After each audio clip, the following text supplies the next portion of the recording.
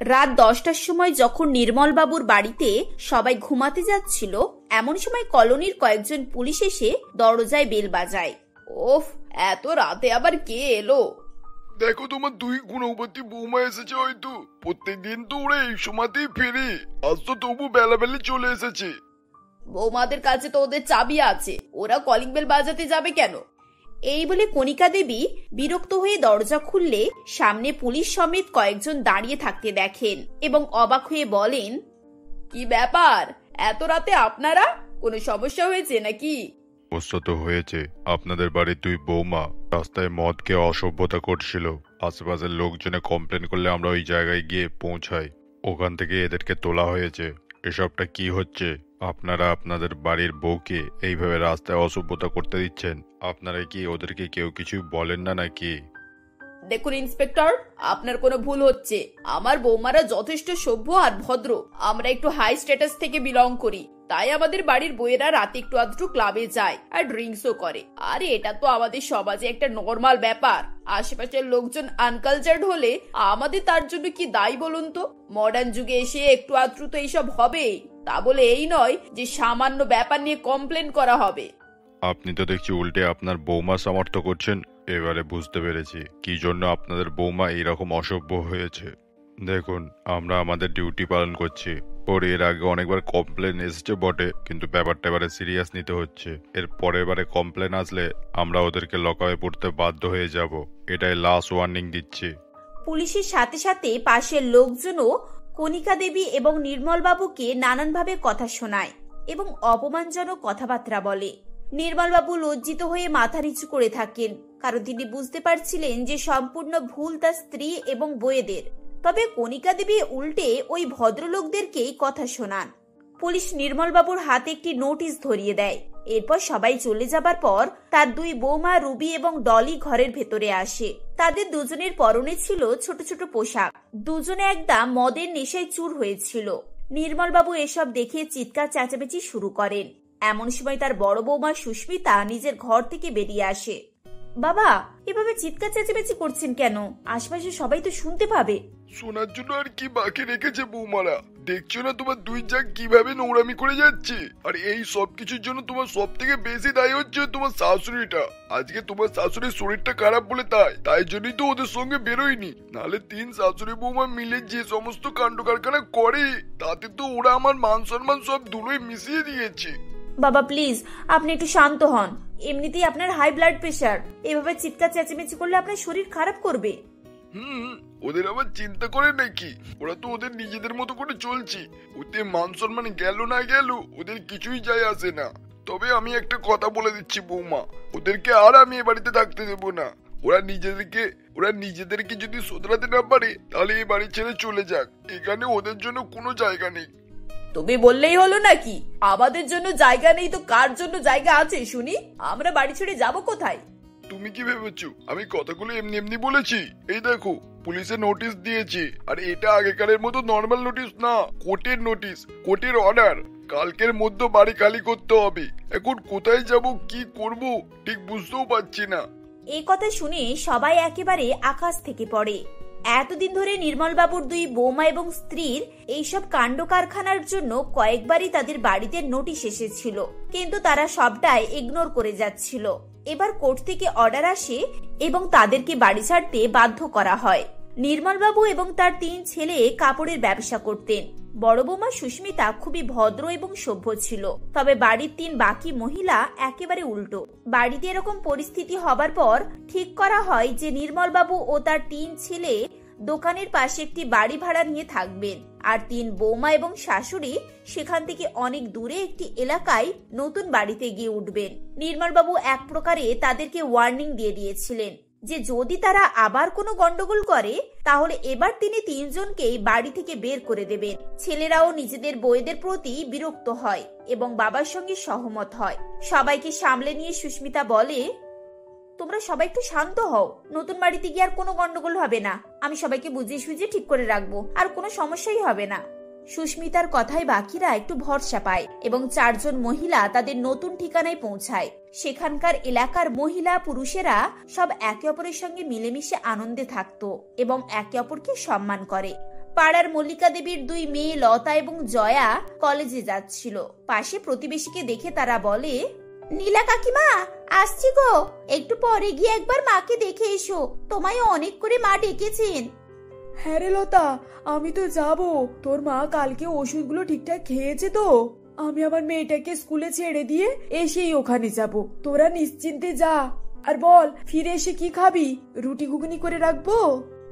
যা ইচ্ছে তুমি তাই করে রেখো কাকিমা, তুমি আমাদেরকে করে দিচ্ছ এটাই অনেক। এখন আসি গো, ক্লাস শুরু হয়ে যাবে। হ্যাঁ হ্যাঁ, ভালো করে যা, ভালো করে পড়াশোনা কর মা। তোরা দুই বোন প্রতিষ্ঠিত হলে আমাদেরই তো পাড়ার নাম। তোরা যখন ডাক্তার হয়ে যাবি তখন আমাদের কত আনন্দ হবে বলতো। সত্যি বাবা, লতার জয়ার মতো মেয়ে তো হয়ই না। ওদেরকে দেখে না আমাদেরও নিজেদের মেয়েদের লেখাপড়া শেখাতে ইচ্ছে হয়। আজকালকার যা যুগ, মেয়েদেরকে তো রাস্তা বাইরে পাঠাতেও ভয় করে গো। সে তো 100 বার। তবে আমাদের পাড়া অনেক ভদ্র, এখানে ওসবের কোনো ভয় নেই। দেখছো না, এরা দুই বোন কত নিশ্চিন্তে কলেজে যাচ্ছে, আর রাত হলেও এদের কোনো ভয় নেই। বাড়ির পুরুষেরা গার্জেনদের মতো এদেরকে একেবারে আগলে রাখে।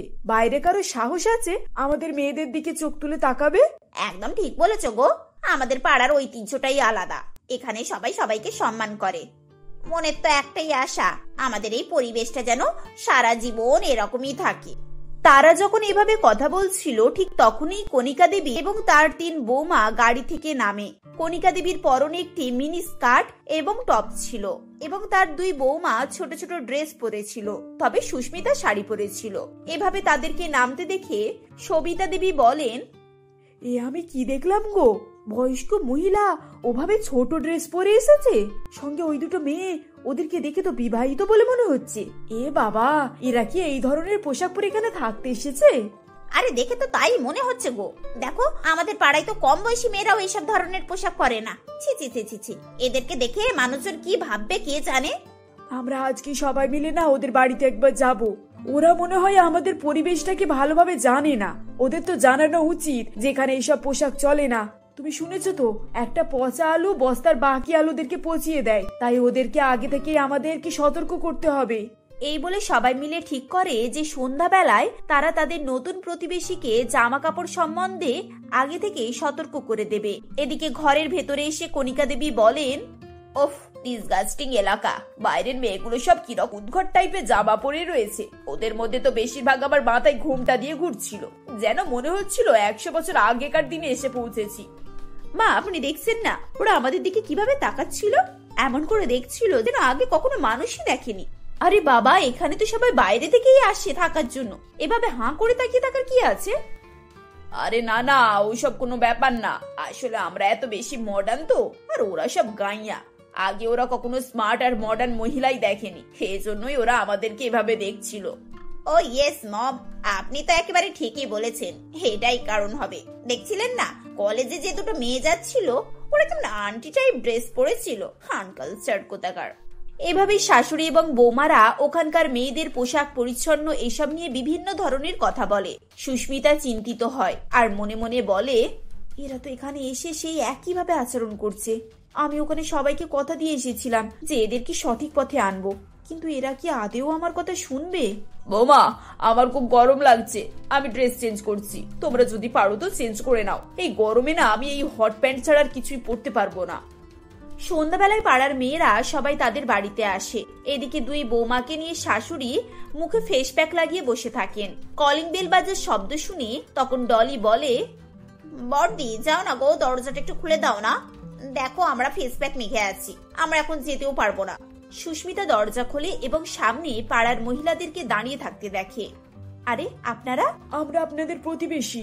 আসলে আপনারা সবাই নতুন এসেছেন তো, তাই ভাবলাম একটু দেখা করে আসি আর কিছু কথা বলে আসি। বাড়ির ভেতর আপনার শাশুড়ি আর বাকি 2 ননদ আছে তো নিশ্চয়ই? আরে আরে না না, ওরা আমার ননদ নয়, আসলে ওরা আমার ছোট যা। ওরা একটু ব্যস্ত আছে, যা বলার আপনি আমাকেই বলুন না। ও বাবা, শাশুড়ি বৌমা সবাই মিলে এই ধরনের পোশাক পরে ঘুরে বেড়াচ্ছে?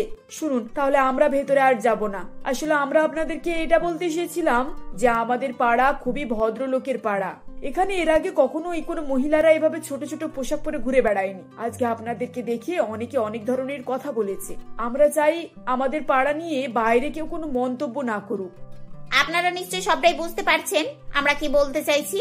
একটু লক্ষ্য রাখবেন এ ধরনের পোশাক আশাক যেন আর কখনো এখানে ব্যবহার না হয়। এভাবেই মহিলারা সুস্মিতাকে এক ধরনের ওয়ার্নিং দিয়ে চলে যায়। সুস্মিতা ঘরে এসে তার শাশুড়ি এবং জায়েদেরকে সে কথা বলে, কিন্তু তারা সুস্মিতার কথাকে পুরোপুরি ইগনোর করে। পরের দিন সকালবেলা দুই বৌমাকে নিয়ে শাশুড়ি একটি ডিস্কোতে যায়। অনেক রাত অবধি তারা সেখানে পার্টি করে এবং ড্রিঙ্ক করে বাড়ি ফেরে। রাস্তায় পাড়ার লোকজন সবাইকে তারা নানান ধরনের টিটকিরি করতে করতে ঘরে ফেরে। এভাবেই কয়েকদিন চলতে থাকে এবং ক্লাব থেকে কয়েকজন গুন্ডা ও লুচ্চা ধরনের ছেলে তাদের পেছন পেছন আসে। যেখানে আগে পাড়াতে কোনো অসভ্যতামির চিহ্নই ছিল না, সেখানে এখন এই ধরনের ছেলেরা আড্ডা দেয়। এসব দেখে পাড়ার লোকজন ভীষণ রেগে যায়। মহিলারা সবাই একটি আলোচনা সভা করে এবং দলবল নিয়ে কণিকা দেবীর বাড়িতে গিয়ে হাজির হয়। এই তোমরা এবার বের হও তো, এটা ভদ্রলোকের পাড়া, বুঝলে? এখানে নোংরামি আর অসভ্যতামি এইসব চলবে না গো। আরে আরে যাও যাও, আমাদেরকে এখান থেকে তাড়াবে? সাহস কত ওদের, কোথা থেকে চলে এসেছে সব। সাহস কত দেখবে, দাঁড়াও দেখাচ্ছি মজা। এই বলে সমস্ত মহিলারা কণিকা দেবী এবং তার দুই বৌমাকে ধাক্কা দিতে দিতে ঘর থেকে বাইরে বের করে দেয়। এরকম পরিস্থিতি দেখে কণিকা দেবী তাদের সামনে হাত জোড় করে ক্ষমা চান আর বলেন, আচ্ছা আচ্ছা, আমাদেরকে ক্ষমা করে দেন, আমাদের এভাবে বাড়ি থেকে তাড়িয়ে দেবেন না, আমরা আর এরকম করব না, একটা শেষ সুযোগ দিয়ে দেখুন। সঙ্গে সঙ্গে ডলি এবং রুবিও সবার কাছে ক্ষমা চায়। এই ঘটনার পরে কণিকা দেবী এবং তার দুই বৌমা তাদের সমস্ত ছোট পোশাক পাল্টে বাকিদের মতো শাড়ি পরেন এবং সুস্মিতার মতোই ভদ্রভাবে থাকা শুরু করেন। প্রথম দিকে এসব করতে তাদের খুব সমস্যা হচ্ছিল, কিন্তু 2 মাস পর থেকে তারা শাড়িতে অভ্যস্ত হয়ে যায়। পাড়ার সমস্ত মহিলারা তাদের এই পরিবর্তন দেখে খুব খুশি হয়। বিশেষ করে সুস্মিতা খুবই আনন্দিত হয়। সে তার শ্বশুরমশাই এবং বাকি সবাইকে এই সুখবরটা দেয়। তারাও খুব নিশ্চিন্ত হন। পাড়ায় সবাই মিলেমিশে আবার আগের মতো থাকা শুরু করে। কণিকা দেবী এবং তার বৌমারাও সুখে শান্তিতে বসবাস করে। পুষ্পিতা দেবী তার স্বামী অখিলেশ্বর বাবু এবং ছোট মেয়ে রাধাকে নিয়ে মনোহরপুর নামক গ্রামে বাস করত। অখিলেশ্বর বাবুর শরীর অসুস্থতার কারণে পুষ্পিতা দেবীকে অরুণবাবুর বাড়িতে কাজ করে অতি কষ্টের মধ্য দিয়েই সংসার চালাতে হতো। অরুণবাবু একজন সরকারি কর্মচারী ছিলেন, তাই তিনি তার মেয়ে কিয়াকে একটি নামকরা প্রাইভেট স্কুলে পড়াতেন।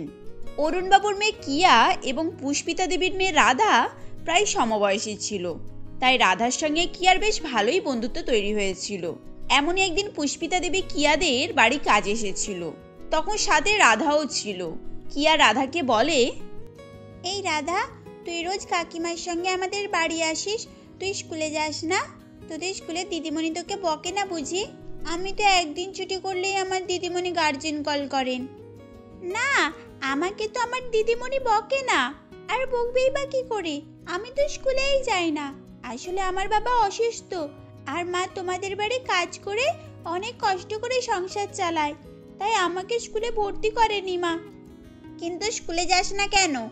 এখন তুই স্কুলে না গেলে পড়াশোনা শিখবি কি করে?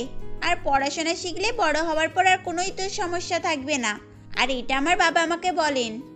হ্যাঁ, কিন্তু আমি কি করব বলো? আমরা তো খুবই গরিব, যেখানে আমাদের ভালো করে খাওয়াই জোটে না, আর আমার মা তোমাদের বাড়িতে কাজ করে বলে তবে আমাদের সংসার চলে। আর জানো, আমারও না তোমার মতো পড়াশোনা করতে খুব ইচ্ছা করে, কিন্তু কি করব বলো? ও আচ্ছা, এই ব্যাপার। তুই চিন্তা করিস না, তুই তো আমার বন্ধু হোস। আমি আমার বাবাকে বলে তোকে আমাদের স্কুলে ভর্তি করার ব্যবস্থা করছি। কি, তুমি সত্যি বলছো নাকি? তুমি তোমার বাবাকে আমার স্কুলে ভর্তি করার কথা বলবে? তাহলে তো খুবই ভালো হবে, আর অনেক মজা হবে। আমি প্রতিদিন স্কুলে যাব, কত কি শিখতে পারবো। আরে, আমি কিন্তু তোমার সঙ্গে রোজ স্কুলে যাব। তারা যখন কথাবার্তা বলছিল, তখন ওখানে কিয়ার বাবা অরুণবাবু ও মা মোনালি দেবী আসে। তখন কিয়া তার বাবাকে দেখে বলে, এই যে বাবা, তুমিও রাধাকে আমাদের স্কুলে ভর্তি করে দাও না। রাধারও তো আমার মতো পড়াশোনা করতে খুব ইচ্ছা করে, কিন্তু ওরা তো গরিব, ওদের কাছে অত টাকা নেই, তাই ওই স্কুলে ভর্তি হতে পারেনি। বাবা প্লিজ। হ্যাঁ, এটা তো খুবই ভালো কথা। তোমার এই সিদ্ধান্তটা আমার খুবই ভালো লেগেছে। আমার মেয়ে যে এই ছোট্ট বয়সে এত বুঝদার হয়ে গেছে, এটা আমি আগে জানতাম না। তুমি ঠিকই বলেছো বাবা, আমিও বড় হয়ে তোমার মতোই হব আর সকলকে সাহায্য করব। হ্যাঁ রে মা, অসহায়দের পাশে দাঁড়ানো খুবই ভালো। আর তুই চিন্তা করিস না, আমি নিশ্চয়ই রাধাকে স্কুলে ভর্তি করব। আর তোরা দুজনে একই স্কুলে পড়বি, এই আমি কথা দিচ্ছি। কি রাধাকে কি আর স্কুলে ভর্তি করবে মানে? তুমি জানো না ওদের স্কুলের ফিস কত? আর কি প্রয়োজন আছে এরকম করার? আরে বাবা, আমি ভুল কি বলেছি? আর এটা করলে কি আমার অন্যায় হবে নাকি? না, অন্যায় হবে না, কিন্তু রাধাকে অত দামি স্কুলে ভর্তি করার কি আছে? যেমন বাবা তেমন তার মেয়ে। কি একেবারে উদার এসে গিয়েছে গো, ঘরে সবকিছু বিকিয়ে দিতে পারলেই বেঁচে যায়। আর কি আর শোন, এরকম দ্বিতীয়বার না শুনি। যদি তুই দ্বিতীয়বার রাধাকে স্কুলে ভর্তি করার কথা বলিস, মেরে পিঠে চামড়া তুলে নেব। ওহ মোনালি, তুমি বাচ্চাদের সামনে এভাবে বলো না, এতে ওদের মধ্যে ভবিষ্যতে প্রভাব পড়বে। বাচ্চাদেরকে তুমি ছোট থেকে যেমন শিক্ষা দেবে, বড় হয়ে ওরা সেরকমই মানুষ তৈরি হবে। আর আমাদের তো গর্ব করা উচিত যে আমাদের মেয়ে ছোট বয়স থেকেও এত বড় মনের মানুষ তৈরি হয়েছে। শোনো, তোমাকে অত জ্ঞান দিতে হবে না। আমি একবার যখন বলেছি রাধাকে ওই স্কুলে ভর্তি করা যাবে না মানে যাবে না, এই নিয়ে দ্বিতীয়বার আর কোনো প্রশ্ন উঠবে না। তাহলে কিয়া তোমার খাবেই, তার সঙ্গে তোমার ভাগ্যেও দুঃখ আছে, এই আমি বলে রাখলাম। এভাবেই মোনালি দেবী রাগারাগি করলে রাধা তখন খুব কষ্ট পায় আর তার চোখে জল চলে আসে। সে তখন বলে, দিদিমণি, আপনি কিয়াকে এইভাবে বকবেন না। আমি স্কুলে ভর্তি হব না, আমি কখনোই ওই স্কুলে ভর্তি হব না। আপনি কিয়াকে কিছু বলবেন না। রাধা এভাবে বললে অরুণবাবু ও কিয়ার খুবই খারাপ লাগে। এরপর যে যার কাজে চলে যায়। দূর থেকে দাঁড়িয়ে পুষ্পিতা দেবী এই সব কিছুই দেখছিল এবং তখন সে মনে মনে ভাবে, হে ঈশ্বর, আজ আমার এই ছোট মেয়েটা কতই না কষ্ট পেল শুধু পড়াশোনা করার জন্য, আর আমি মা হয়ে ওর জন্য কিছুই করতে পারছি না। আমার মেয়ের চোখের জল আমি সহ্য করতে পারছি না। ঈশ্বর, তুমি কিছু একটা পথ দেখিয়ে দাও যাতে ওর পড়াশোনার ইচ্ছেটা পূর্ণ হয়। তারপর পুষ্পিতা দেবী সব কাজ মিটিয়ে রাধাকে নিয়ে বাড়ি ফিরে আসে। রাধাও সেদিন বাড়ি ফিরে এসে মনমরা হয়ে থাকে। এভাবেই বেশ কয়েকদিন কেটে যায়। এমনই একদিন অরুণবাবু পুষ্পিতাদের বাড়ি আসে। রাধা, মা কই রে, কোথায় গেলি? আয় দেখ তোর জন্য কি নিয়ে এসেছি। বড় দাদাবাবু, আপনি এখানে কেন? কিছু দরকার ছিল নাকি? আমাকে বলতে পারতেন, আমি আপনাদের বাড়ি চলে আসতাম। আপনি এত কষ্ট করে এই গরিবদের বাড়ি এলেন যে? আরে না না, আমার কিছু দরকার নয়, আমি রাধার কাছে এসেছি। তা সে কোথায়? কই তাকে তো দেখতে পাচ্ছি না। মা রাধা, এদিকে আয়, তাড়াতাড়ি আয়। অরুণবাবু তখন এভাবেই ডাকলে রাধা বাইরে বেরিয়ে আসে ও তখন সে বলে, বড়বাবু, আপনি আমাকে ডাকছিলেন? এই তো আমি এসে গিয়েছি, বলুন এবারে। এই যে তোর না স্কুলে পড়ার শখ, আজ আমি কেয়ার স্কুলে প্রিন্সিপালের সঙ্গে কথা বলে তোর অ্যাডমিশন করিয়ে দিয়েছি। তুই কাল থেকে স্কুলে যাবি। এই নে তোর জন্য ব্যাগ আর বই কিনে নিয়ে এসেছি। নতুন ড্রেস, বই, খাতা, ব্যাগ দেখে রাধা খুশিতে আত্মহারা হয়ে ওঠে। তখন পুষ্পিতা দেবী বলে, কিন্তু বড় দাদাবাবু, দিদিমণি যে সেদিন ওভাবে বললেন, তারপরও আপনি রাধাকে স্কুলে ভর্তি করালেন। দিদিমণি রাধাকে স্কুলে ভর্তি করার কথা বলেছেন বুঝি? আরে না না, তোর দিদিমণি এসবের বিষয়ে কিছুই জানে না। আসলে আমি লুকিয়ে লুকিয়েই তোকে স্কুলে ভর্তি করে দিয়েছি। তবে কিয়া এসব কিছুই জানে। আর তুই চিন্তা করিস না, আমি পরে তো দিদিমণিকে ঠিকই বুঝিয়ে ম্যানেজ করে নেব। কি রাধামা, তোর এসব পছন্দ তো? খুব সুন্দর হয়েছে বড়বাবু, আমার খুব পছন্দ হয়েছে। আপনাকে অনেক অনেক ধন্যবাদ বড়বাবু, আপনি অনেক ভালো। এভাবেই হাসি খুশিতে সেদিনটা কেটে যায়। পরের দিন সকালে রাধা নতুন স্কুল ড্রেস পরে স্কুলে যাওয়ার জন্য রেডি হয়ে যায়। পুষ্পিতা দেবী রাধাকে স্কুলে ছেড়ে অরুণবাবুর বাড়িতে কাজে চলে যায়। এদিকে কিয়াও তার বাবার সঙ্গে স্কুলে আসে। কিয়া ও রাধার একই বয়স হওয়ায় রাধা কিয়ার ক্লাসেই ভর্তি হয়েছিল। এরপর দুজনেই নিয়মিত রোজই ক্লাস করতে থাকে। কিয়া ও রাধার বন্ধুত্ব আরও মজবুত হতে থাকে। এভাবেই বেশ কয়েকদিন চলতে থাকে। এমনই একদিন রাধা ও কিয়ার ক্লাসের দিদিমণি এসে বলেন, গুড মর্নিং স্টুডেন্টস, তোমরা সকলেই জানো আগামীকাল 26শে জানুয়ারি প্রজাতন্ত্র দিবস। প্রত্যেকবারের মতো এবারও ওই দিন আমাদের স্কুলে অঙ্কন প্রতিযোগিতা হবে। তাই তোমরা তোমাদের পছন্দ মতো একটা ড্রয়িং করে নিয়ে আসবে। যার ড্রয়িং সব থেকে ভালো হবে সে ফার্স্ট হয়ে যাবে, আর আমাদের স্কুলের প্রিন্সিপাল তাকে ট্রফি দিয়ে পুরস্কৃত করবেন। তাহলে বাচ্চারা, তোমরা ওই দিন সকলেই যে যার ইচ্ছা মতো ড্রয়িং করে নিয়ে আসবে, কেমন? ঠিক আছে ম্যাডাম, আমরা আমাদের ইচ্ছে মতো ড্রয়িং করে নিয়ে আসবো। হ্যাঁ ম্যাডাম, আমরা সকলেই আমাদের ইচ্ছা মতো ড্রয়িং করে নিয়ে আসবো। আর আমি খুবই সুন্দর ড্রয়িং করি, তুমি দেখবে ম্যাডাম আমি ফার্স্ট হব। আচ্ছা ঠিক আছে, সে দেখা যাবে। এখন ক্লাস শুরু হবে, সকলেই চুপ করে বসো। ম্যাডামের কথা শুনে তখন সকল বাচ্চারাই চুপ হয়ে যায়, কিন্তু কিছুক্ষণ পর তারা আবারও প্রতিযোগিতা নিয়ে কথাবার্তা বলতে থাকে, যেগুলো শুনে ক্লাসে দিদিমণি বলেন, ওকে সাইলেন্স, এখন তোমরা সকলেই চুপ করো। কে ভালো আঁকে সেদিনই তার আঁকা দেখলে বোঝা যাবে, আর যে ভালো আঁকবে সেই ফার্স্ট হবে। নাও এখন তোমরা মন দিয়ে সকলে পড়াশোনা করো। দিদিমণি এভাবেই বুঝিয়ে সকলকে শান্ত করে ক্লাস নিতে থাকেন।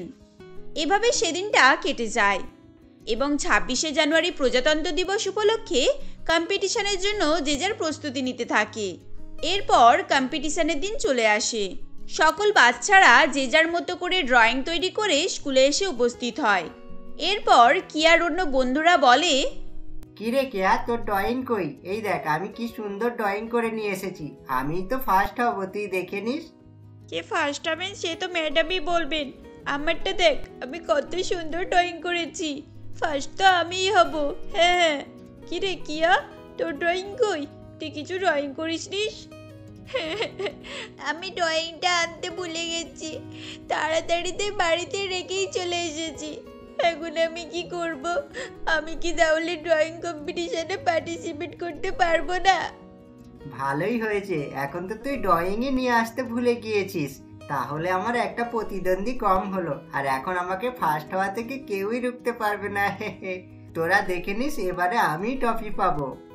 কিয়ার বন্ধুরা এভাবেই বলে চলে যায়। তখন কিয়ার মন আরো খারাপ হয়ে যায় এবং সে কাঁদতে থাকে। এরপর রাধা সেখানে এসে উপস্থিত হয়। কিয়াকে এভাবে কাঁদতে দেখে রাধা বলে, তুমি এভাবে কাঁদছো কেন কিয়া? তোমার কি হয়েছে? শরীর খারাপ নাকি কেউ তোমাকে কিছু বলেছে? না রে বোন, আমার কিচ্ছু হয়নি। আমি আমার ড্রয়িংটা বাড়িতে ফেলে রেখে এসেছি। এখন আমি আর কম্পিটিশনে পার্টিসিপেট করতে পারবো না, সেজন্যই আমার খুব কষ্ট হচ্ছে। কিয়াকে এভাবে কাঁদতে দেখে রাধারও খুব খারাপ লাগে। তখন সে কিয়াকে বলে, আচ্ছা এই ব্যাপার, তুমি চিন্তা করো না। এই নাও, তুমি আমার ড্রয়িংটা নাও, এটা নিয়ে তুমি কম্পিটিশনে পার্টিসিপেট করো। আমি জানি তোমার এই কম্পিটিশনে পার্টিসিপেট করার প্রথম থেকেই ইচ্ছা ছিল, কিন্তু রাধা তুই তো ড্রয়িং আমাকে দিয়ে দিলে, তুই কিভাবে কম্পিটিশনে পার্টিসিপেট করবি? সে নিয়ে তোমাকে চিন্তা করতে হবে না। আমি এই স্কুলে পড়তে পারছি, এটাই আমার কাছে অনেক, আর যেটা কিনা তোমার জন্যই সম্ভব হয়েছে। আমার কাছে কম্পিটিশনে পার্টিসিপেট করাটা অতটা গুরুত্বপূর্ণ নয়। আমি চাই তুমি এই কম্পিটিশনে পার্টিসিপেট করো আর ফার্স্ট হও। এরপর দিদিমণি তাদেরকে অডিটোরিয়ামে যাওয়ার জন্য নির্দেশ দেন। সকল বাচ্চারা দিদিমণির কথা অনুযায়ী অডিটোরিয়ামে এসে উপস্থিত হয়। এরপর, ডিয়ার স্টুডেন্টস, তোমরা প্রত্যেকেই সকলে খুব সুন্দর ড্রয়িং করেছো।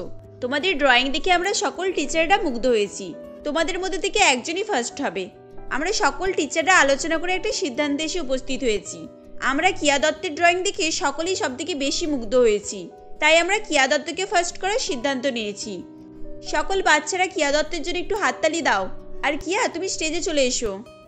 এরপর সকলেই কিয়ার জন্য হাততালি দিতে থাকে। এদিকে কিয়ার বন্ধুরাও কিয়ার ড্রয়িং নিয়ে সমালোচনা করতে থাকে। তারপর কিয়াকে স্কুলের প্রিন্সিপালের হাত থেকে ট্রফি দেওয়া হয়। তখন কিয়া মনে মনে ভাবে, কিন্তু এই ট্রফি আসল প্রাপ্য তো আমি নয়, রাধা।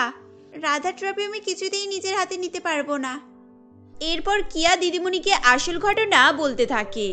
সবকিছু শোনার পর তারা প্রথম পুরস্কারটি রাধার হাতে তুলে দেয়। এরপর কিয়ার সততা দেখে দিদিমণি বলেন, কিয়ার জন্য একটা ট্রফি নিয়ে আসো। এটা কিয়ার সততার উপহার। রাধা এবং কিয়া দুজনেই আমাদের স্কুলের গর্ব। এরপর কিয়া এবং রাধা দুজনকেই প্রাইজ দেওয়া হয়, যার ফলে তারা দুজনেই খুব খুশি হয়ে যায়। এদিকে কিয়া বাড়িতে গিয়ে তার বাবা মাকে সমস্ত ঘটনা জানায়, যার ফলে মোনালি দেবী তার ভুল বুঝতে পারে। এরপর মোনালি দেবী পুষ্পিতার কাছে ক্ষমা চাইতে থাকে। এদিকে পুষ্পিতাও মোনালি দেবীকে ক্ষমা করে দেয়। এরপর রাধার পড়াশোনা নিয়ে মোনালি দেবীর আর কোনোই আপত্তি থাকে না, যার ফলে এখন কিয়া ও রাধা রোজ একই সঙ্গে স্কুলে যেত। এরপর তারা সকলেই আনন্দের সঙ্গে বসবাস করতে থাকে।